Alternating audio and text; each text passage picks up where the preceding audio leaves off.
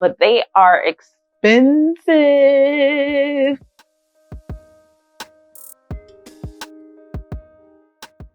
Hey explorers, and welcome back to my channel.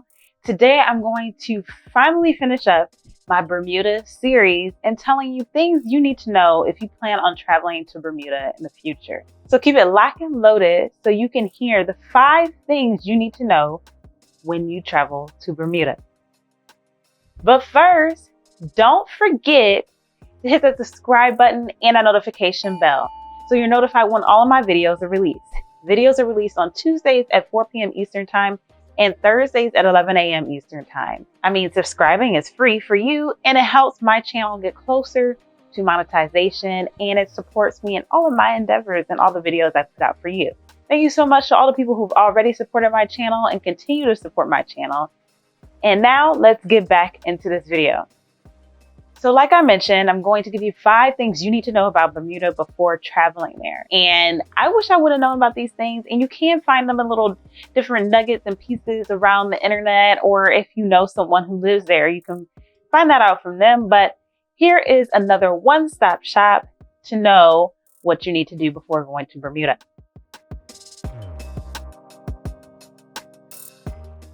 So number 1, here's something a little more on the entertaining side, is food. For all the foodies out there, it's a good thing. So food is quite expensive on the island, but it's not overwhelmingly expensive. And I say this because food in Iceland was very expensive, and it was mediocre or just not good at all. It was just food, like you just had to eat, you know? But in Bermuda, the food is so good. Every meal I had was delicious. Remember that vegan burger from the last video? Yeah, that was so good. Every time I think about that video, I'm like, that vegan burger was so good. But one of my favorite places is the local place that you must go to when you're in Bermuda is Wahoo's. They specialize in seafood, and their fritters were amazing. They also have local cocktails there that you can try. I must say that if you are a person who relies on having US fast food when you travel, you're out of luck here in Bermuda, y'all. I believe I was told that there is one US fast food restaurant, which is KFC, and that is it. They have their own fast food restaurant. I can't remember the name of it. If I can find a picture of the place, I'll pop it up here somewhere, but they don't have McDonald's, so you cannot rely on fast food. So you're going to be forced to try the local food, which is a great thing. That is a part of the travel experience.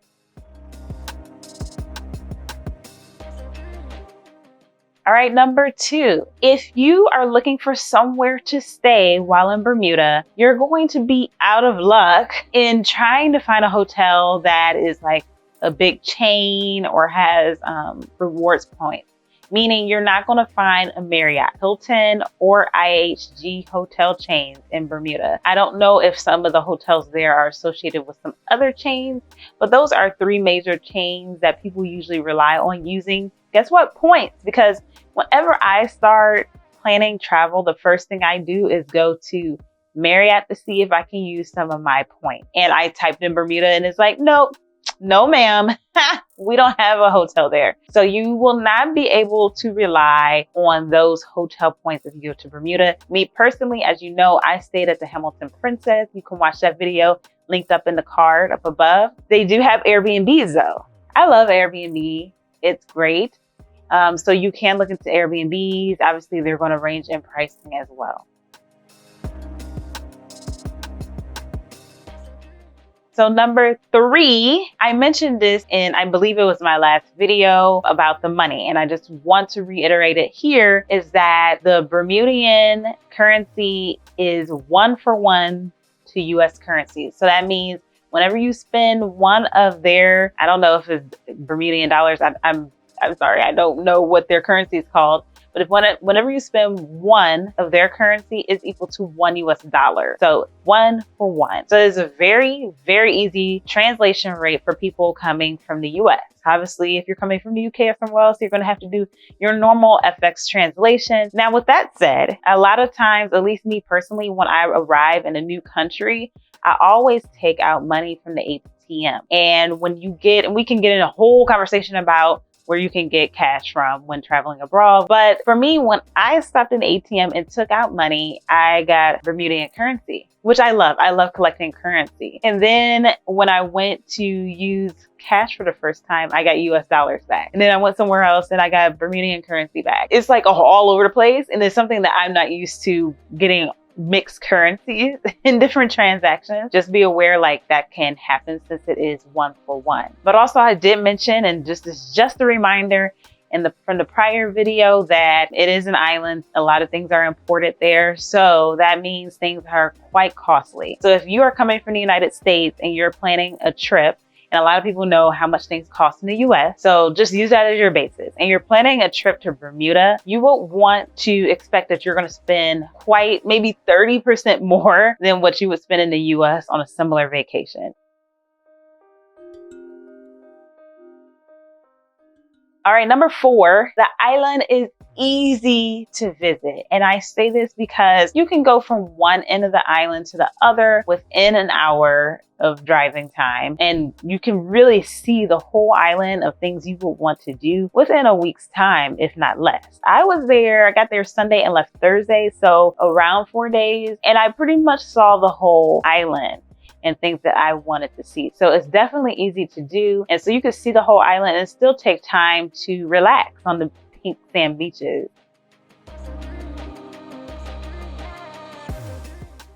And lastly, number 5. This is a major one: transportation. I have a lot of nuggets here for you to write down because you're gonna need it. With transportation, first thing to note, they do not currently have ride sharing services. So there's not going to be Lyft or Uber available for you to just get on your app. So cross that off of your transportation list. You could also request a private shuttle or pay for a private taxi. Those are available, but they are very costly. Just think, I had to book one from the airport to my hotel and back, and it was $65 one way from the airport to the hotel, which was about a 20-minute drive. $65. So that is very costly for that short time period. And also, you cannot rent cars there. Car rentals are not allowed because the island is very small, and you'll instantly notice, like, if there were more cars on the road, traffic will just be backed up for no reason. So you cannot rent cars in Bermuda, so get that out of your mind. But they do have what they call our Twizzies, and you can go on the site and you can rent a Twizzy, and it's a very small thing. I would not want to ride in it. Let me see if I can find a picture out here and put it up here. But they're very small. You can rent these from different pickup points. I know at the hotel I stayed at, you could pick up one there, but they are expensive. Let me tell you, they are $99 per day.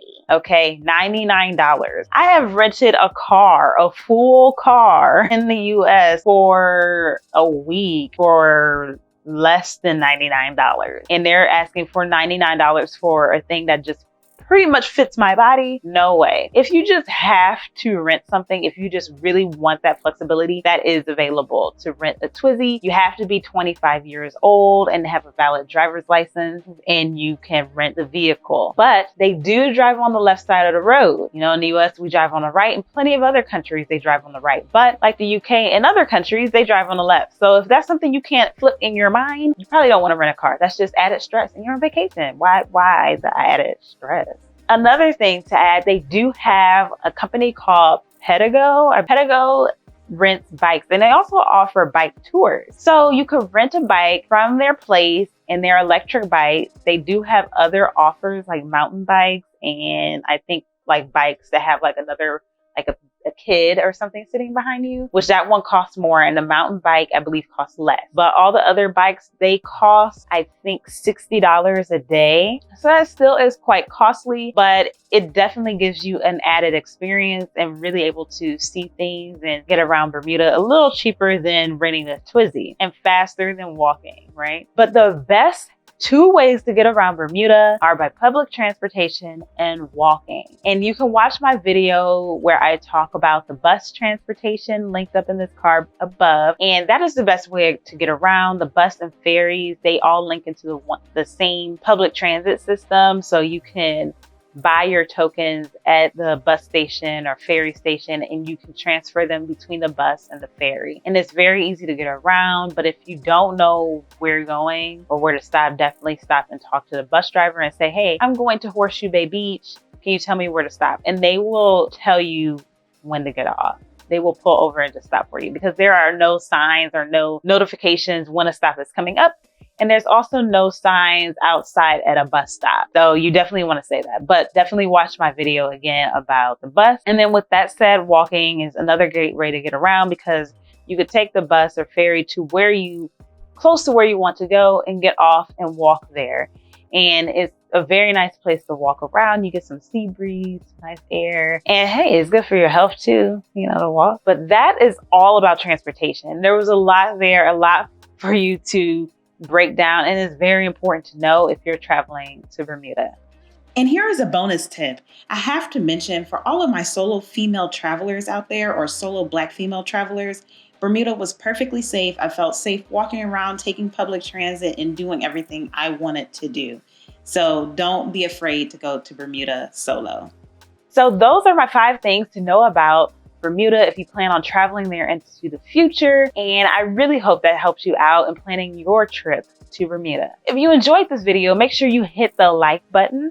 Also, please make sure you subscribe and hit that notification bell.